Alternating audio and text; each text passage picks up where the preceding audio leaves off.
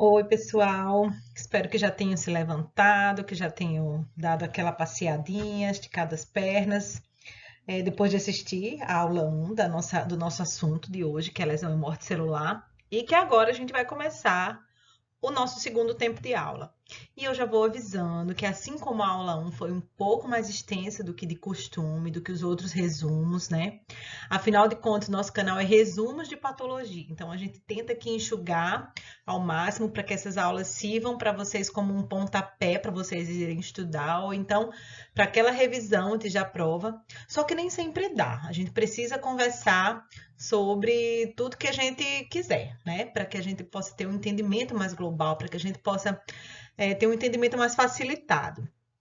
Então, eu peço mais uma vez paciência, eu peço mais uma vez que vocês entendam que esse nosso resumo não é tão resumido assim, que vai ser uma aula um pouco mais longa, mas que vai super valer a pena. Vamos lá?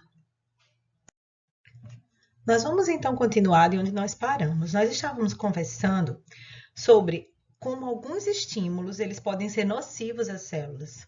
Eles podem prejudicar o funcionamento normal dela, podendo até mesmo levar aquela célula olha, a morte celular, se aquele estímulo não for retirado. Nós vamos então entrar agora em mais alguns detalhes desses processos, tá bom? Na parte 1 da nossa videoaula, a gente viu algumas imagens semelhantes a essa que mostram como agentes lesivos, aqueles todos que a gente conversou, né? Agentes físicos como radiações, como traumas mecânicos, como agentes biológicos, vírus, bactérias, como produtos químicos, como venenos, drogas terapêuticas, podem prejudicar o funcionamento de uma célula. Aqui a gente vai dar uma revisada nos mecanismos que esses agentes usam para que isso aconteça e principalmente três grandes mecanismos em que esses agentes causam lesão e morte celular. Não são todos. A gente tem, por exemplo, que não está mostrado aqui, as radiações que causam quebras sérias no DNA e que inviabilizam a célula. A célula tem que ir para a apoptose se uma grande quantidade de danos, de mutações ou de danos, quebras, né, danos celulares em geral acontecer. Mas aqui nós temos que os mais comuns mecanismos são a formação de radicais livres. A gente viu que os radicais livres eles são formados em situações de excesso de oxigênio. A gente viu também que os radicais livres podem ser formados durante processos metabólicos normais da célula, que são formados em pequenas quantidades. Mas quando a gente tem uma grande quantidade de radicais livres, isso vai causar danos oxidativos, o estresse oxidativo, que é a oxidação de estruturas celulares, como proteínas, como carboidratos, como os lipídios de membrana e DNA, tanto nuclear como mitocondrial. A gente viu também que a hipóxia, que pode ser seguida a isquemia ou uma hipóxia sistêmica, porque a gente sabe que o bloqueio isquêmico, geralmente, ele é um bloqueio localizado.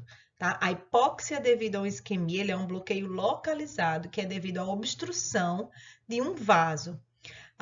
E a hipóxia pode ser mais abrangente, como no caso de uma anemia ferropriva, como no caso de uma intoxicação por problemas mesmo na inalação de oxigênio, deficiência cardiorrespiratória. Então, a hipóxia, ela vai causar, então, depressão na produção de ATP, diminuição na atividade, perdão, da bomba de sódio e potássio, determinando aumento da entrada de sódio, determinando aumento da entrada de água e, com isso, acúmulo de líquidos intracelulares, dilatação do retículo endoplasmático, permeabilidade aumentada da membrana, chegando ao ponto de lise, se aquela situação não se reverter. A gente viu também que a diminuição do ATP vai provocar, como um ato reflexo, o aumento do metabolismo anaeróbico e o produto dessa via é o ácido. Então, diminui ácido lático, diminuindo o pH intracelular e diminuindo os estoques de glicogênio, porque vai ser produzido a partir do glicogênio, que é uma moeda energética de reserva. além de outros efeitos que a depressão de ATP provoca na célula. E a gente viu também que o aumento de cálcio intracelular é prejudicial, porque ele ativa inapropriadamente várias enzimas que danificam organelas celulares, além do citoesqueleto, além de membranas celulares, além de DNases, ATPases e várias outras enzimas que não devem estar constantemente ativadas. Então, essa figurinha resume bem o que a gente vai falar em alguns slides mais na frente, em maiores detalhes. Vamos lá. Primeiro, nós vamos conversar sobre as lesões provocadas por hipóxia e isquemia. A seguir, nós vamos conversar sobre o aumento do cálcio intracelular e como isso promove lesão à célula. E, por fim, nós vamos tecer algumas considerações sobre o acúmulo e sobre a formação e o acúmulo de radicais livres dentro da célula. Nós vamos começar falando sobre a lesão produzida por hipóxia ou pela isquemia. A gente já viu as definições, a diferença de conceito, que a hipóxia é a diminuição ou ausência de suprimento de oxigênio, do fornecimento de oxigênio, e a isquemia é a deficiência ou diminuição ou bloqueio total de suprimento de sangue. A gente viu aqui que aqui a gente tem um desenho esquemático de um vaso e de um trombo que está obstruindo aquele vaso. Então, toda essa região, depois de onde está esse trombo, se elas não têm outra irrigação, essa região toda vai ser uma região isquêmica. Só que quando isso acontece, as células daquela região parece que elas tentam dar um jeito. Então, há uma modificação na expressão de alguns genes induzido por hipóxia. Por exemplo, as células daquela região vão produzir fatores pró-angiogênicos. É como se elas dissessem assim, tá faltando vaso para trazer oxigênio até a gente. Então, elas lançam moléculas pró-angiogênicas, produzem, a hipóxia induz a expressão desse tipo de molécula pela célula. Também, outra coisa que acontece é que há um aumento de produção de moléculas indutoras da formação de hemácia, como se elas dissessem assim, tá faltando hemácia para trazer oxigênio para a gente. Produz corpo mais hemácia. E há também outra coisa que acontece na célula, que é o aumento da produção de ATP não dependente de oxigênio, há um aumento da glicólise anaeróbica. Só que você sabe que a fosforilação oxidativa, que é a produção de ATP a partir de glicose, quando temos a presença de oxigênio, ela é muito mais produtiva do que quando o oxigênio está ausente. Isso é, muito mais moléculas de ATP elas são formadas na fosforilação oxidativa, na quebra de glicose, na presença de oxigênio. Quando temos diminuição do suprimento de oxigênio em algum tecido, por exemplo, devido à interrupção do fluxo sanguíneo, então haverá uma diminuição da produção de ATP por causa disso, por causa da ausência da produção normal de oxigênio. Perdão, não é da produção normal de oxigênio, da presença normal de oxigênio. Vai haver uma diminuição de ATP devido à ausência do oxigênio que sempre tem. Então, para que a célula ela mantenha o volume dela, ela precisa gastar energia com isso. E você lembra do funcionamento da bomba de sódio e potássio. Vamos dar uma relembradinha em como essa bomba funciona. Como funciona essa bomba? As células, elas possuem uma pressão coloide-osmótica, que é a pressão exercida pelas proteínas intracelularmente dentro do seu citoplasma. Essa concentração é maior do que no meio externo, maior do que a concentração extracelular. Isso era para quê? Para determinar uma maior entrada de água dentro da célula por osmose, porque está um ambiente mais concentrado e a proteína ela tem essa avidez pela água. Só que isso não acontece, porque esse equilíbrio, esse volume celular, ele é em grande parte mantido pela quantidade de sódio que se apresenta em menor concentração dentro da célula, intracelularmente, mantido pela bomba sódio-potássio ATPase. uma bomba que coloca sódio para fora e potássio para dentro, mas que para isso ela gasta energia. Porém, se a gente estiver diante de uma falta de oxigênio, a gente vai estar diante de uma diminuição da produção de ATP. E uma falha nesse processo, pela diminuição do ATP, uma falha no funcionamento da bomba de sódio e potássio, faz com que sódio se acumule dentro da célula, retendo água, que foi o que a gente analisou na nossa videoaula passada, que se chama de edema celular. Vamos se lembrar olhando para o desenho. A bomba sódio-potássio, ela funciona colocando cálcio para fora, mesmo que lá fora tenha, perdão, gente, não é cálcio, é sódio. De novo, volta a fita. Ela funciona colocando sódio para fora, embora tenha mais sódio lá fora, então ela age contra o gradiente de concentração. E enquanto ela coloca 3 íons sódio para fora, ela coloca 2 moléculas de potássio para dentro da célula. Só que também tem mais potássio dentro da célula. Então, tanto a saída de sódio como a entrada de potássio são contra o gradiente de concentração. Para isso, ela usa energia. Então, quando isso acontece, a quebra de molécula de ATP. E quando isso acontece, a gente chama isso de transporte ativo. Você lembra disso, né? Lá da biologia celular. Então, para que se mantenha o volume de celular normal, existe a necessidade de constantemente sódio estar sendo enviado para fora por transporte ativo. E se não temos ATP, o que vai acontecer? A entrada do sódio na célula vai estar mais livre.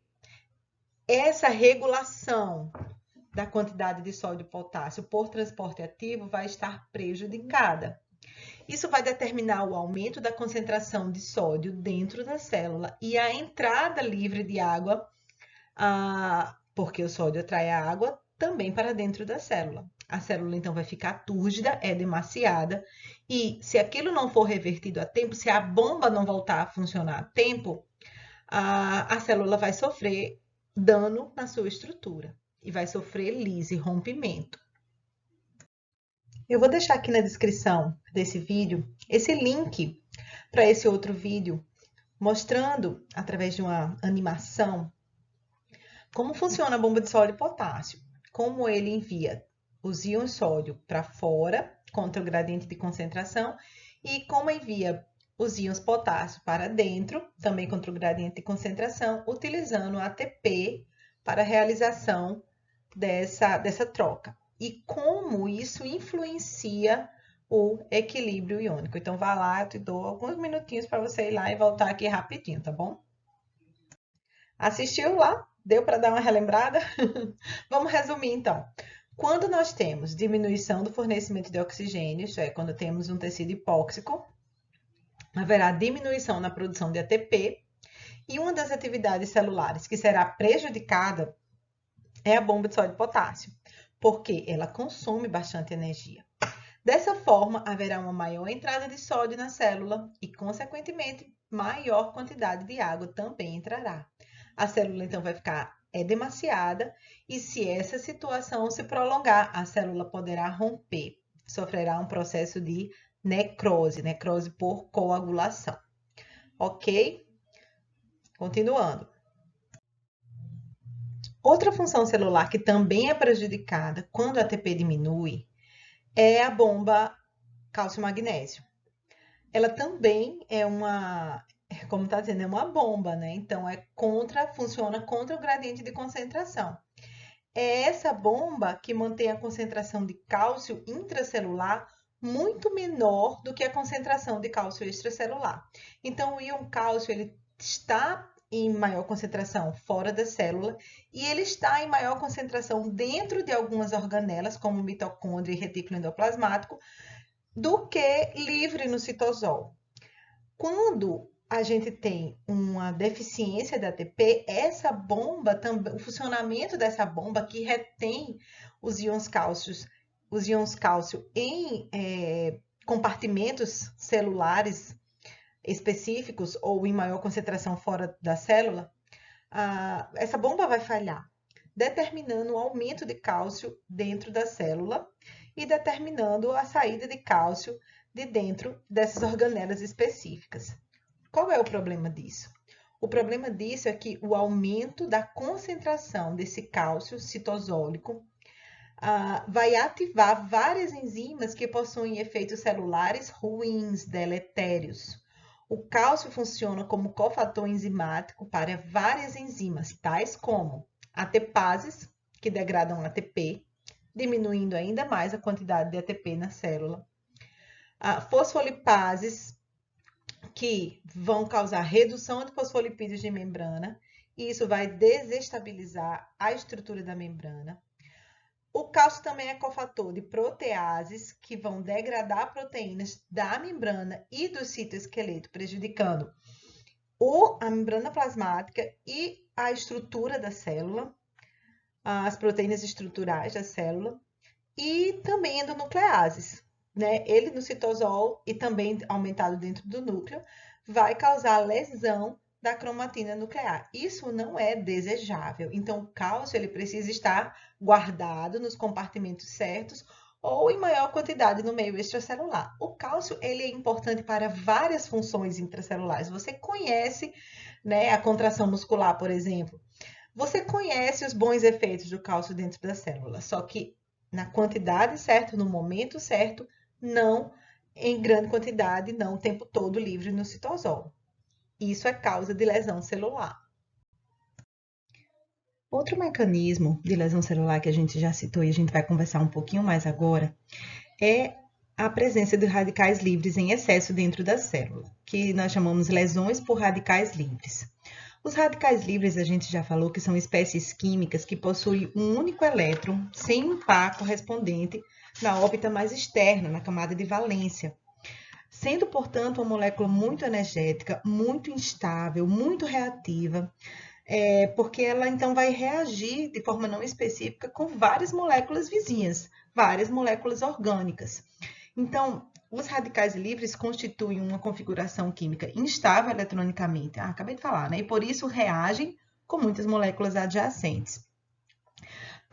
Então, reage com proteína, reage com lipídio de membrana, reage com carboidratos e reage com DNA.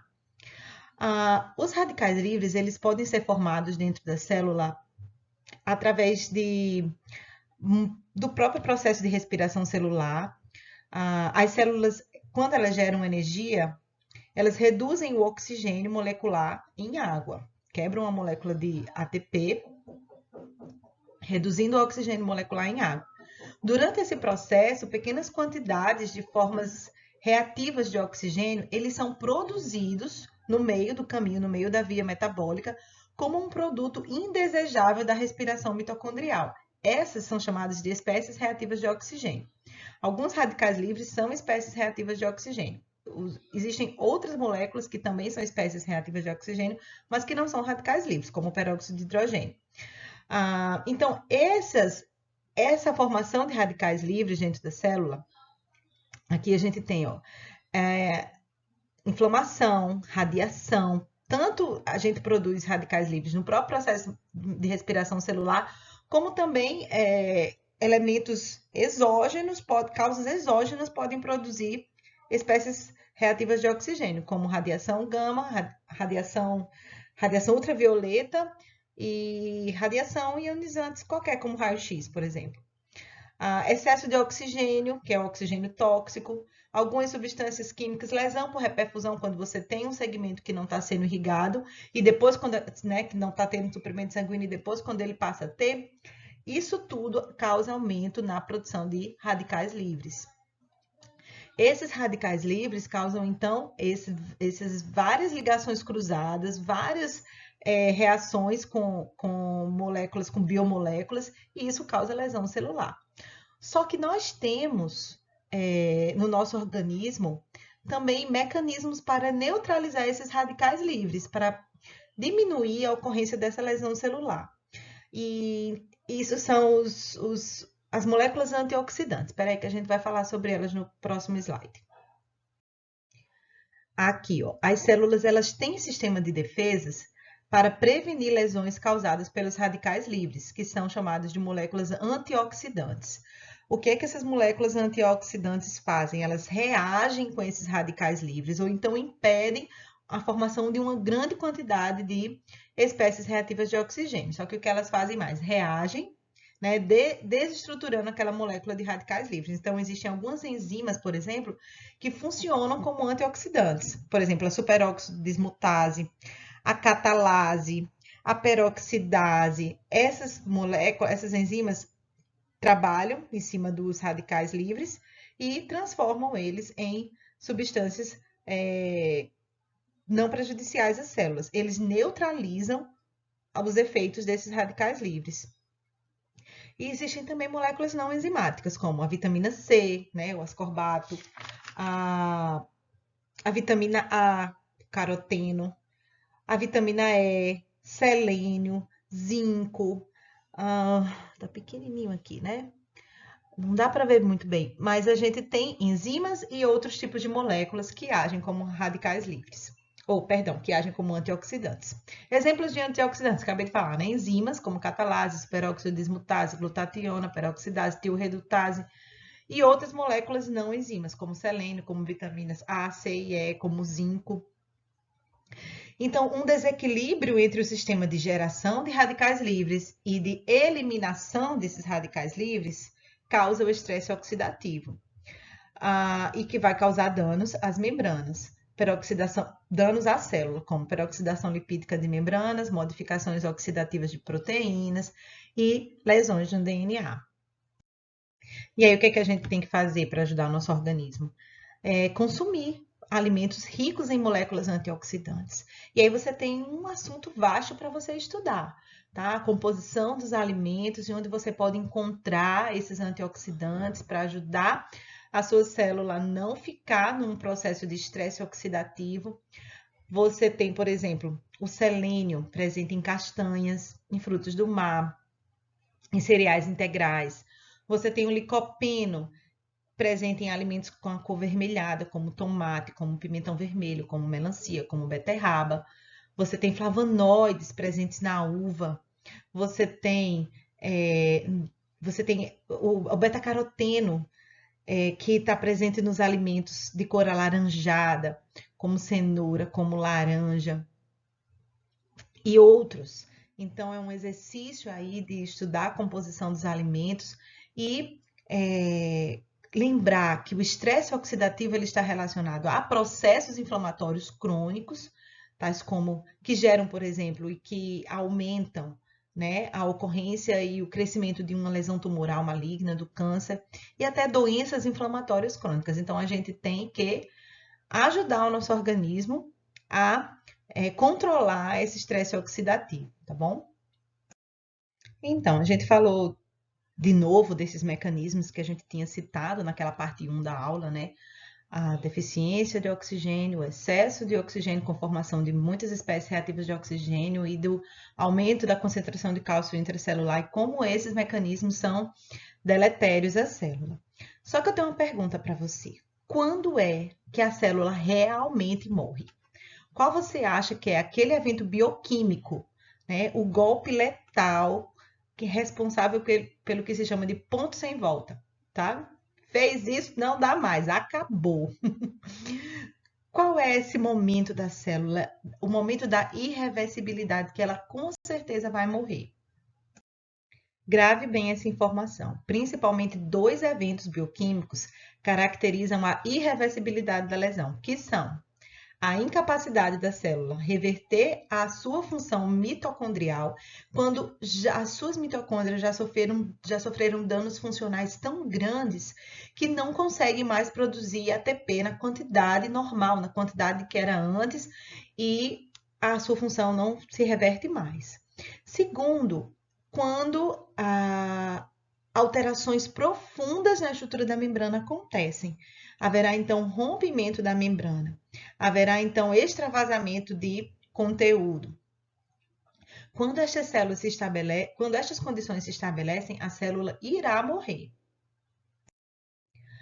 Olha só, então a gente vê uma célula, que está sofrendo algumas daquelas lesões que a gente acabou de falar, alguns daqueles mecanismos que a gente tem falado até agora, repetindo as informações, né? Ela está lá sofrendo essas agressões, então ela pode sofrer uma lesão reversível e se recuperar se aquele estímulo nocivo for retirado e retornar à sua função normal. Porém, se isso não acontecer, se ela continuar sofrendo esses estímulos, a célula pode morrer. Ela pode morrer por apoptose, que é uma morte celular organizada, em que aquele dano à membrana, ele não é um dano lítico. Não, ele é uma reorganização da estrutura da membrana, de forma que a célula vai liberar corpos apoptóticos, mas ela vai se desestruturar. O seu citoesqueleto vai se desmontar e a célula vai se desmontar subsequentemente. Ou aquela morte celular pode ser por necrose, tá bom? Que é uma morte em que deixa um processo inflamatório, é uma morte que deixa atrás de si ruptura de membrana. E a gente vai conversar agora sobre esses dois tipos de morte celular.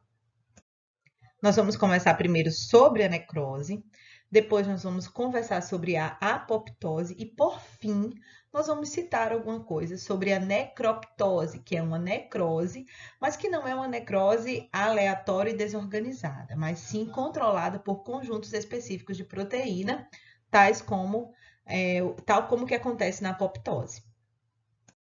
Eu acho que a gente já analisou essa imagem na parte 1 da nossa aula, mas a gente vai aproveitar agora que a gente vai entrar para falar mais profundamente sobre necrose e apoptose, a gente vai aproveitar para analisar de novo, tá bom?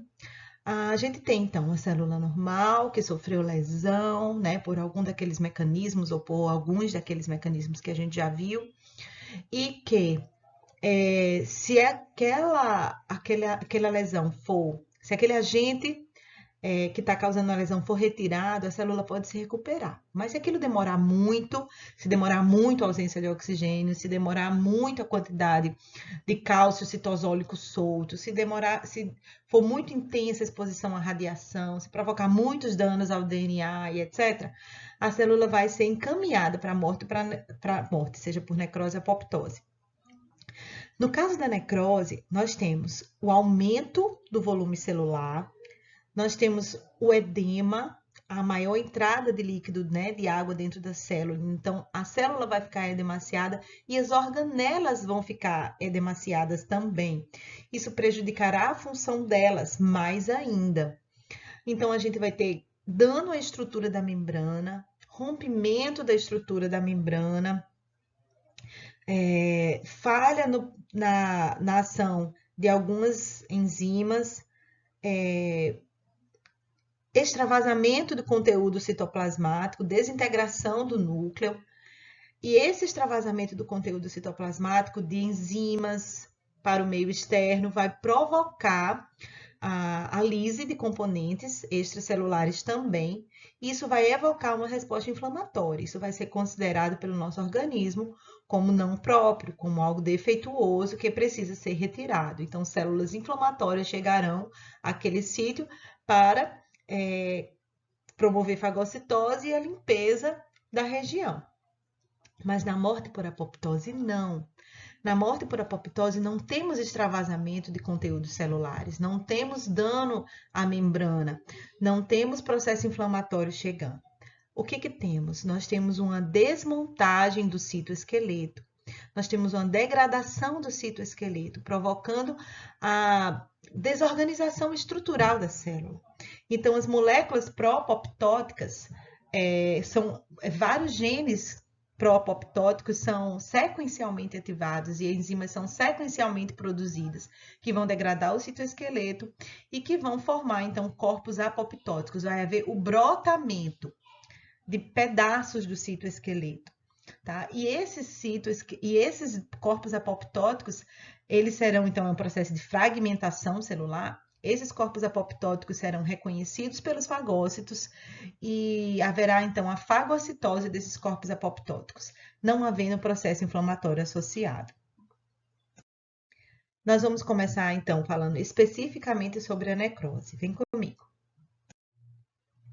A morte celular por necrose, ela vai se caracterizar por uma tumefação intensa, por um aumento no volume da célula, por aquilo que a gente já falou, por aumento na entrada de água por osmose e ruptura das células. Vai se caracterizar também por desnaturação de proteínas citoplasmáticas, por degradação das organelas, por liberação de enzimas lisossomais para o meio extracelular, lembrando que o lisossomo também é uma organela citoplasmática revestida por membrana, então a sua membrana também é prejudicada durante o processo de necrose, com a falta de oxigênio, com a falta de ATP. E essa liberação de enzimas dentro da célula e fora da célula vai desencadear, então, um processo inflamatório, porque vai desencadear uma degradação de proteínas também da matriz extracelular, que serão, então, moléculas agora diferentes, anormais. Na necrose, então, acontecem autólise e heterólise. A autólise acontece quando as enzimas catalíticas que degradam a célula morta, elas são provenientes dos seus próprios lisossomos, que acontece na necrose, tá bom? O rompimento das membranas também dessas organelas. E a heterólise é quando as enzimas catalíticas que degradam a célula morta são provenientes de fagócitos imigrantes. Próprias células inflamatórias que chegam ali, elas lançam também enzimas degradativas catalíticas ali no meio e também degradam, fazem a fagocitose, também degradam porções, né, daquela célula que foi rompida. A necrose tem alguns padrões, algumas formas de acontecer específicas, que é o que a gente vai conversar agora. Basicamente, necrose de coagulação e necrose de liquefação, tá? Temos também necrose gangrenosa, que é tipo uma mistura desses dois, a gente vai entender daqui a pouco. Necrose caseosa e necrose gordurosa. Vamos começar aqui falando sobre necrose de coagulação. O que é que acontece? Acontece quando as células elas são afetadas por hipóxia, quando a lesão principal que atua sobre elas é hipóxia, geralmente advinda de uma isquemia local. Nessa situação, há uma predominância de desnaturação, de coagulação de proteínas tanto estruturais como enzimáticas. E por causa disso aqui especificamente, da desnaturação de proteínas enzimáticas, lembrando que, olha só, gente, vamos fazer essa ligação aqui nos nossos conhecimentos. Quando a célula tem pouco ATP, tem pouco oxigênio, ela está produzindo ATP agora pela via anaeróbica. E a via anaeróbica tem um produto ácido, que é o ácido lático. Isso vai diminuir o pH da célula. E lembra que muitas enzimas têm um pH ótimo para atuar. Se você baixa o pH, se você acidifica o meio, que é como acontece aqui, as enzimas, muitas enzimas estruturais e principalmente enzimáticas, elas vão parar de funcionar. Então, por causa disso, lembra lá da heterólise e da autólise? Mas por causa desse fenômeno, por alguns dias, as células vão preservar o seu contorno básico. A lise das membranas vai ser algo mais lento. Então, por alguns dias, as células vão preservar o seu contorno básico e os tecidos afetados vão apresentar uma consistência firme. As consequências clínicas de uma necrose de coagulação vão depender do quão importante aquele órgão é, se é um órgão vital, por exemplo, como o coração, e a extensão daquele dano, daquela área de necrose. Por exemplo, nessa imagem a gente vê que dependendo do local onde acontecer, por exemplo, aqui é o ponto de obstrução. Vamos dizer que aqui a gente tem uma placa de gordura obstruindo o suprimento, o vaso e promovendo uma área de isquemia, tá? Então, toda essa área de isquemia vai morrer e vai ser agora uma região infartada. Se for uma área pequena, as consequências clínicas são de um tipo. Se for uma área maior, as consequências clínicas são mais sérias. Isso pode prejudicar em muito os batimentos cardíacos, causando agora uma insuficiência cardíaca, cardiorrespiratória. Então, o que a gente vê? Por exemplo, aqui, uma extensa área de necrose vai acontecer se o vaso, né, se for numa região que alimente muitos vasos menores, então toda essa região, toda essa rede vascular aqui vai ser obstruída. E aí vai causar um infarto do miocárdio. Então, a consequência clínica disso vai depender da extensão, vai depender do tempo, vai depender da manobra que for feita aqui, da manobra cirúrgica. Existem vários tipos, né, de tratamentos e de manobras que são feitas para desobstruir um vaso de uma área do coração, tá bom? Então, o infarto do miocárdio, o infarto agudo do miocárdio é um exemplo, tá, de necrose por coagulação. Aqui a gente tem imagens de lâmina de necrose isquêmica do miocárdio. Olha só, gente, aqui a gente tem o miocárdio normal, as fibras musculares estriadas cardíacas, né, com suas dimensões normais, com seus núcleos normalmente posicionados. E nessa outra imagem, a gente já tem aqui uma invasão de células inflamatórias, uma grande quantidade de células inflamatórias e já células sem os núcleos, né? Então, o que a gente está vendo aqui? Houve rompimento parcial, né? Está havendo um extravasamento lento de conteúdos e um extravasamento parcial de membrana, um extravasamento lento de conteúdos intracelulares e uma chegada grande de células inflamatórias. Nessa imagem, nós temos também uma necrose coagulativa, mostrando uma área infartada, um infarto renal em forma de cunha, aqui representado em amarelo. E nós temos aqui a vista, então, microscópica da borda desse infarto. O que é que a gente vê? A gente vê aqui um tecido normal, tá? Células renais normais. Só que aqui a gente já vê uma área infartada. As células estão com volume aumentado, elas estão sem os seus núcleos mais e com um infiltrado inflamatório entre elas, tá bom? Entre os túbulos necróticos. O segundo padrão de necrose que a gente vai ver é a necrose de liquefação. Esse padrão é caracterizado pela digestão completa das células mortas. Não tem preservação da arquitetura, não.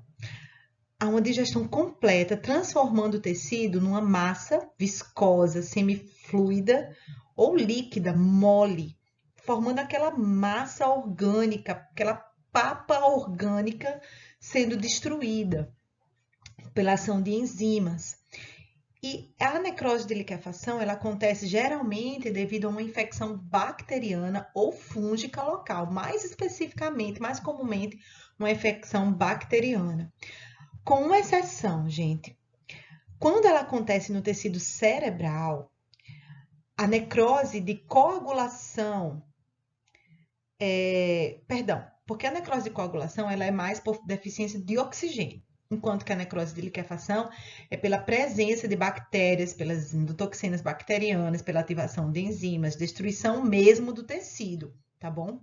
Só que quando acontece uma necrose por hipóxia no cérebro, né? Se for por hipóxia em outros lugares do corpo, é necrose de coagulação. Mas se for no cérebro, porque tem uma grande quantidade de lipídios no cérebro, no tecido nervoso, a gente vai aquele tecido vai sofrer uma necrose por liquefação, tá? Que não tem a ver com infecção bacteriana, tem a ver com deficiência de oxigênio. Mas o que é importante a gente ver aqui é que ele é caracterizado por destruição tecidual. Quando acontece nas outras regiões do corpo, pode haver a formação de pus, gente. Lembra do pus, que é aquele produto amarelo cremoso, que se forma devido à presença de uma grande quantidade de leucócitos mortos. Olha só, isso aqui é uma necrose de liquefação no tecido encefálico. Só que não foi devido a uma infecção, tá? Foi devido a um infarto e o infarto é proveniente de uma área de isquemia, tá bom? Quando isso acontece no cérebro, há essa destruição do tecido, essa formação desse tecido mole, dissoluto, liquefeito, como o nome diz, tá? Mas se for acontecer em outros lugares do corpo, geralmente isso é resultado de infecções. Lembram do pus que eu falei? Isso aqui são abscessos. Abscessos, então, são coleções de pus localizadas, que são resultantes dessas reações inflamatórias agudas, secundárias, geralmente, à infecção bacteriana. Então, o que é que a gente vê no local? Uma grande quantidade de neutrófilos mortos, de outros leucócitos mortos e de células próprias de tecidos mortas, lisadas, pela ação das enzimas lisossomais leucocitárias que foram aqui liberadas, então formando essa massa orgânica, tá bom? Então, isso aqui é uma necrose por liquefação. Já a necrose gangrenosa, ela não é um tipo específico de necrose. Ela é um termo utilizado quando o membro, principalmente inferior, perdeu a irrigação sanguínea e, por isso, né, pela hipóxia, pela isquemia e hipóxia, aquele membro sofre uma necrose de coagulação. Isso é chamado de gangrena seca. Quando isso acontece, então, quando acontece essa necrose de coagulação no membro, isso é chamado de gangrena seca e a pele se torna, então, seca, murcha, de coloração marrom ou preta. Tá. Então, a gente tem uma necrose gangrenosa seca. Só que quando nessa gangrena, quando esse membro que sofreu essa gangrena está associado a uma infecção, o membro sofre liquefação, que vamos chamar de gangrena úmida. Produzida pelas bactérias presentes ali, produzida pela dissolução daquele tecido, tá? E aquele tecido vai ficando, então, preto, frio, inchado, edemaciado e sem pulsação. Então, gente, aí complica muito o caso. Vai ser necessário uma intervenção bem multiprofissional, antibiótico-terapia, óbvio. Só que muitas vezes vai precisar haver o desbridamento da ferida, que é cirurgia para remover os tecidos que já estão mortos e que estão dificultando a cicatrização. Então, isso para impedir que a infecção se alastre. Em muitos casos, nem é o suficiente, tem que haver de fato a amputação do tecido. Quando a gangrena ela já se espalhou por todo o membro, já existe pouco tecido sadio para salvar. É necessário, então, amputação com remoção parcial ou total daquele membro. Angioplastia também para tentar reverter alguma, né, ampliar o leito vascular novamente. E aí, nessa situação, na necrose gangrenosa, as coisas se complicam. Por exemplo, aqui a gente tem a gangrena seca e aqui a gente tem a gangrena úmida. Olha só o aspecto necrótico desse tecido, tá? Isso pode ter sido proveniente de acidentes, isso pode ter sido proveniente de um estado avançado de diabetes, né? Que a pessoa não cuidou e chegou a um estado grave desse jeito. Já a necrose caseosa é um padrão bem específico que acontece mais comumente nos focos de infecção tuberculosa. O nome caseosa vem pela sua aparência esbranquiçada, né, que significa semelhante a queijo. E histologicamente a gente vê a formação de granuloma, que é uma reação específica, né, uma inflamação crônica, quando o organismo não consegue matar aquele micro-organismo invasor, e aí ele vai aprender a viver com ele, formando um granuloma, circunscrevendo, que é uma massa que já começa a ser fibrosada e que tem várias células inflamatórias, na tentativa, como se fosse a tentativa do organismo de circunscrever, né? Limitar aquele agente agressor. Então, a gente tem vários tipos de células da inflamação crônica presentes nesse granuloma. Nessa imagem macroscópica, nós vemos essa área esbranquiçada, por isso que o nome diz caseoso, semelhante a queijo, né, que vem de leite. Então, essa massa esbranquiçada, no caso pulmonar, né, causado pelo bacilo da tuberculose. E por fim, vamos falar da necrose gordurosa, que é um termo que se refere a áreas focais de destruição do tecido adiposo na cavidade peritoneal. Isso vai acontecer resultante da liberação de lipases pancreáticas. Que perigo, gente! Na cavidade peritoneal. Acontece, por exemplo, em traumas grandes abdominais, em pancreatites agudas, que é a emergência abdominal calamitosa, né? Então, enzimas pancreáticas escapam das células acinares e liquefazem as membranas dos adipócitos no peritônio, formando bolsões de tecido gorduroso degradado, necrótico.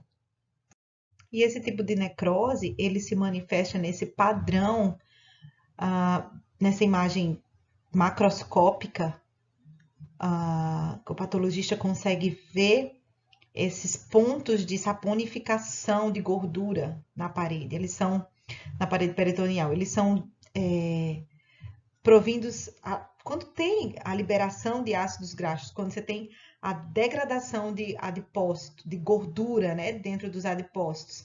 E esses ácidos graxos liberados, eles se juntam com sais de cálcio, eles se combinam, produzem essas áreas esbranquiçadas, calcárias, né, que se chama, que é um processo chamado de saponificação das gorduras. Então, exibindo esse padrão na parede peritoneal. Necrose ok, não é, pessoal? Agora a gente vai passar um tempo falando, dando uma examinada mais a fundo sobre o outro padrão de morte celular, que é complexo e interessante demais, que é a apoptose. Quando a gente fala em apoptose, todo mundo lembra da velha expressão que a gente aprende lá no vestibular. O que é apoptose? É a morte celular programada. Hoje a gente já sabe que é um tipo de morte celular programada, porque a necroptose também é um tipo de morte celular, né, organizada, sequencialmente, cujas proteínas são sequencialmente ativadas.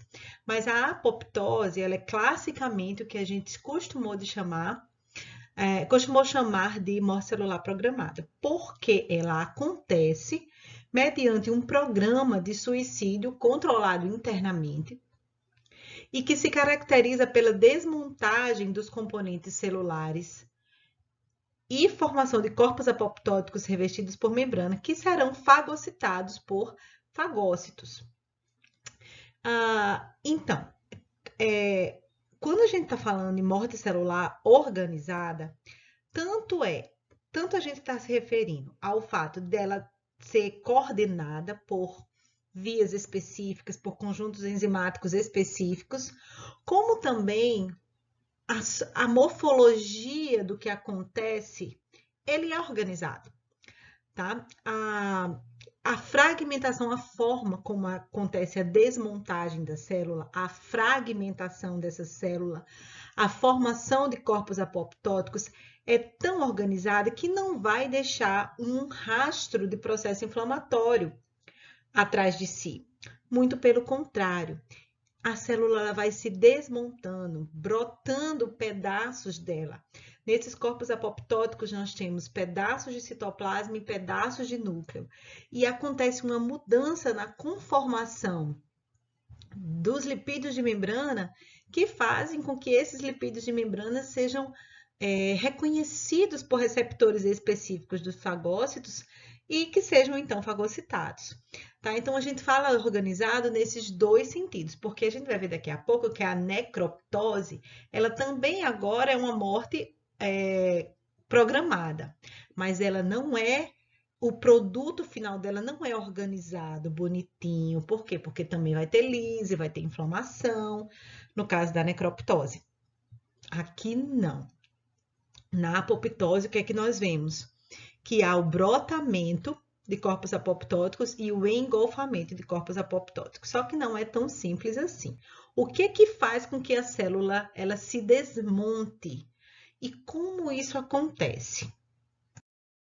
Primeira coisa que a gente tem que saber é que, ao contrário da necrose, a apoptose ela não é apenas patológica, ela não acontece apenas por causa de danos e lesões na célula.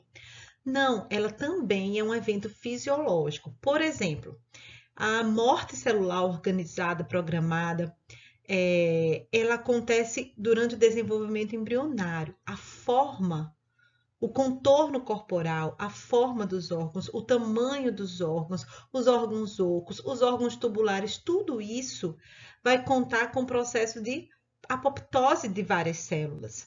Então, é um evento fisiológico durante o desenvolvimento embrionário. Também é um evento fisiológico quando a gente está lidando com a involução de algum órgão, de algum tecido, dependente de hormônio. Quando aquele hormônio deixa de atuar sobre aquele tecido vai involuir.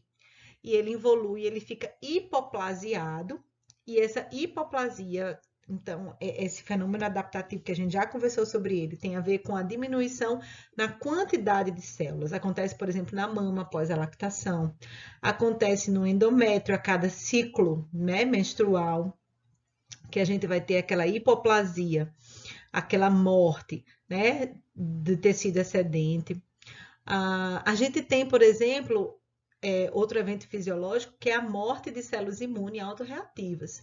A gente sabe que a gente não pode ter células imunes autorreativas, porque senão a gente vai ter doenças autoimunes, doenças nas quais as nossas células imunes, elas reconhecem componentes do nosso próprio corpo como estranhos. Então, essas células precisam morrer, tá? A gente tem que ser autotolerante. Então, isso é um evento fisiológico para regular o funcionamento normal do nosso sistema imunológico.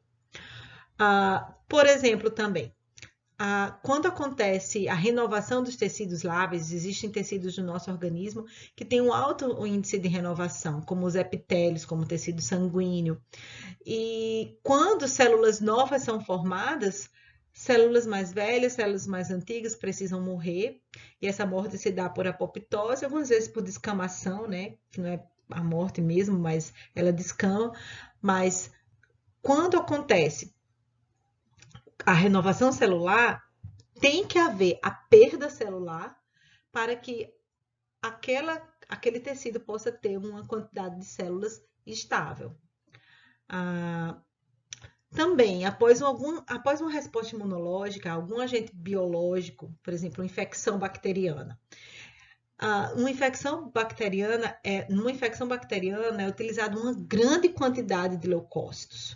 Depois que aquela infecção é debelada, depois que aquele agente inflamatório é eliminado, aquela quantidade grande de leucócitos precisa ser eliminado também. Então, vai ser ativado o mecanismo de suicídio, porque aquela quantidade grande aquela superpopulação, né? Aquela quantidade grande de leucócitos que foi muito necessário naquele momento, agora não é mais. Então, esses são alguns exemplos de apoptose fisiológica.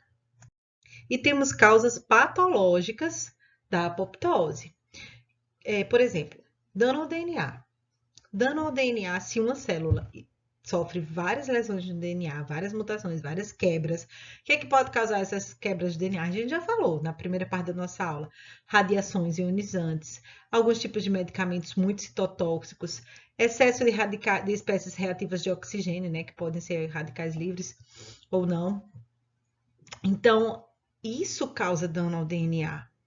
Se a gente tem uma grande quantidade de mutações, grande quantidade de moléculas de DNA quebradas, não vale a pena a célula viver, porque a célula ela tem mecanismos de reparo do DNA, tá? Ela tem seus mecanismos de leitura, de varredura, para ver se está tudo pareado corretamente, se não tem dímeros de pirimidina, tendo ao conserto. Só que existem situações em que os danos ao DNA são tão grandes que não vale a pena a célula viver. Ela precisa ir para a apoptose. Se isso não ocorrer, isso é um perigo, porque pode causar, por exemplo, lesões neoplásicas, tá? Tipos de câncer. Infecções virais. Existem alguns vírus, como por exemplo o HIV, que eles induzem as células onde eles estão infectadas a apoptose. E aí você tem uma baixa imunológica muito grande. Além dos linfócitos TCD4, eles infectam outros linfócitos e outros leucócitos e induzem esses células também à apoptose. Então, causa uma baixa imunológica muito grande. A gente tem também que existem algumas doenças em que há o acúmulo de proteínas mal dobradas. As nossas proteínas, elas são sintetizadas no retículo endoplasmático rugoso, nos ribossomos e dobradas, né, no retículo endoplasmático, principalmente por proteínas chaperonas. Quando essas dobraduras estão erradas, quando a gente tem um acúmulo dessas proteínas mal dobradas, isso tem que levar a célula à apoptose, tem que disparar na célula apoptose. Tá? Isso se chama de estresse de retículo endoplasmático. Algumas vezes também isso não acontece. Perdão, não é que às vezes não acontece, é porque quando existe esse acúmulo de proteínas mal dobradas e a indução da apoptose, às vezes há uma quantidade muito grande de células que entram em apoptose. Você pode ter, por exemplo, doenças neurodegenerativas, como a ELA, como a doença de Alzheimer, como o mal de Parkinson. A gente tem uma quantidade muito grande de apoptose acontecendo no tecido nervoso, levando a prejuízos funcionais incríveis, tá? Então, a apoptose, ela pode ser patológica, tendo um dano, uma causa patológica, e acontecendo, ela pode até fazer bem para o organismo, e em algumas causas patológicas, aquela quantidade grande de apoptose vai fazer mal ao organismo. Na apoptose, nós vamos ter as seguintes características, tá? Retração celular. A célula vai diminuir o seu tamanho, ao contrário da necrose, em que há tumefação da célula. Na apoptose também vamos ter condensação da cromatina, vamos ter formação de bolhas citoplasmáticas e brotamento e formação e brotamento de corpos apoptóticos. E haverá então a fagocitose das células ou corpúsculos apoptóticos. E ainda falando de mecanismos bioquímicos da apoptose, coloque uma palavra na sua cabeça: caspases. Caspases é então um conjunto de enzimas que são sequencialmente ativadas e elas vão provocar na célula a clivagem de proteínas, a degradação de proteínas do citoesqueleto e da membrana, além de induzir a ativação de endonucleases que vão promover a fragmentação do DNA. E essas vias que ativam as caspases dentro de uma célula, que vão promover a sua desmontagem, o estudo dessas vias é complexo, é elegante. O cientista japonês que descreveu todas essas vias, ele ganhou o prêmio Nobel da Medicina. E o que acontece? Vamos dar uma resumida. O que faz uma célula ser induzida à apoptose? A gente já falou sobre aqueles vários eventos, tanto fisiológicos como patológicos, não foi? Existem duas vias, na verdade, 3 vias que a gente mais se fala, que é a via intrínseca, que é a via mitocondrial, a via extrínseca, que é a via do corredor da morte, e a via granzima-perforina, ou perforina-granzima, que é outra via.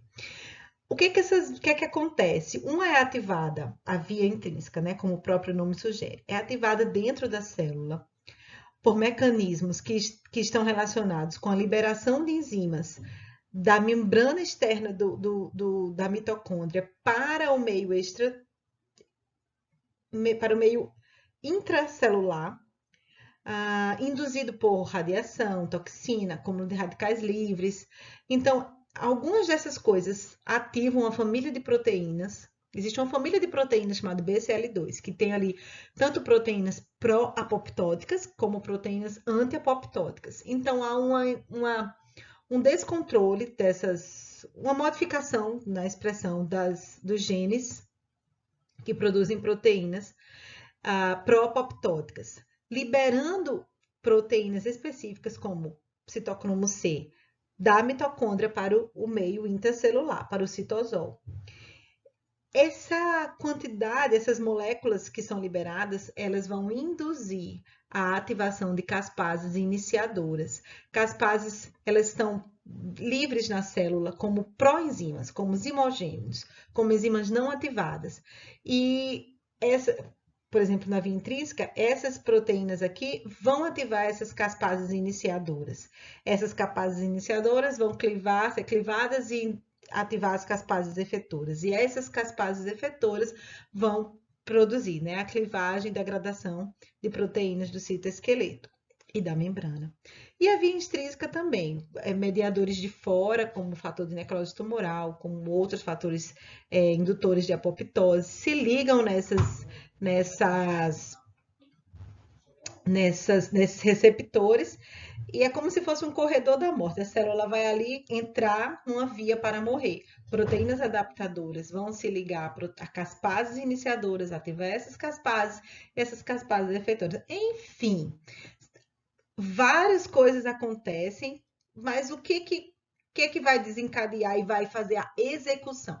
Várias coisas desencadeiam, mas o que vai fazer no final a execução da apoptose acontecer? A ativação das caspases efetoras, tá? E aí vai haver o colapso do citoesqueleto, as modificações conformacionais na membrana plasmática e a fragmentação dessas células nos corpos apoptóticos. E como é essa mudança na conformação da membrana? Ela vai permanecer viável, ela permanece íntegra. Só que o seu lipídio de membrana, lembra que a membrana é fosfolipídica, né? Esse lipídio de membrana, ele vai mudar a sua conformação. Essa mudança conformacional vai fazer com que as células apoptóticas ou os corpos apoptóticos, eles expressem fosfatidilcerina, que antes era da camada interna da membrana, ele agora seja expressa na camada externa, como se fosse um fosfolipídio virado. E esse fosfolipídio virado, então, ele vai ser reconhecido pelo fagócito de forma bem eficiente, vai ser como se fosse um sinalizador, ele é um ligante para os receptores das células fagocitárias, fazendo com que essas células sejam, então, engolfadas e eliminadas. Só que existem outras sinalizações de membrana também. Só que essa aqui é a mais falada, mais bem estudada.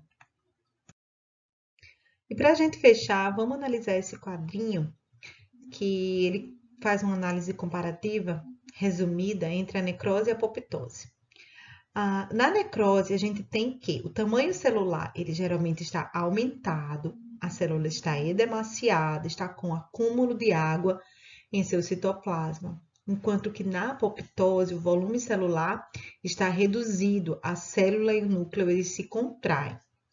Na necrose, a gente tem padrões morfológicos no núcleo que são muito específicos. Nós temos picnose, que é quando as células estão com o núcleo muito condensado.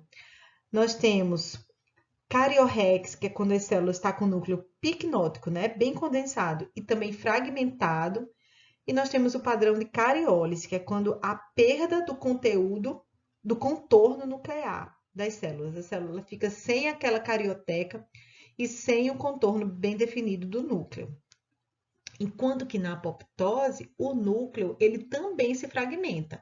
A gente tem ativação de endonucleases específicas e ele se fragmenta e ele vai ser liberado junto com os corpos apoptóticos em pequenas porções.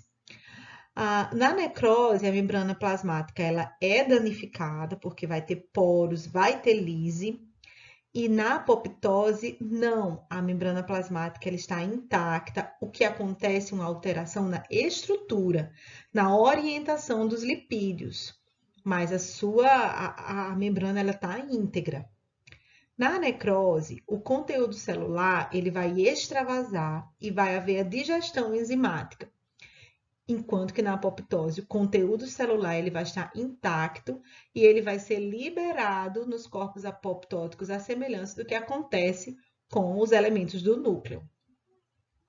Na necrose, vemos que há frequentemente um processo inflamatório adjacente pelo próprio conteúdo que foi extravasado, a alteração na conformação proteica, do meio extracelular, enquanto que na apoptose não, tá? Não haverá uma evocação de uma resposta inflamatória.